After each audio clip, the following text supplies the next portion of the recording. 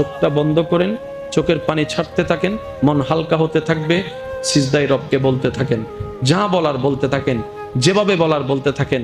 মনে রাখবেন আপনার সেই মনের বেতার ভাষা হতে পারে আপনার রক্ত বুঝবে না, আপনার ভালোবাসার মানুষ বুঝবে না, আপনার প্রিয় মানুষ বুঝবে না, কিন্তু আপনি যেভাবেই বলেন না কেন আপনার প্রত্যেকটা শব্দ আপনার রব্বুল আলামিন বুঝবেই বুঝবে। সুবহানাল্লাহ।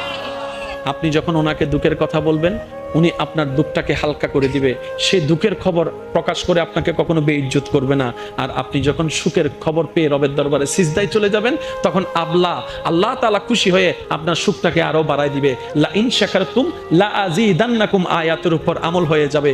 আপনি শুকরিয়া করতে থাকবেন, সুখটাকে বাড়তে থাকবেন, সুখের কথা বলতে থাকবেন, রব্বুল আলামিন দেখে দেখে আপনার সুখও বাড়ায় দিবে, শান্তিও বাড়ায় দিবে। বলেন না সুবহানাল্লাহ।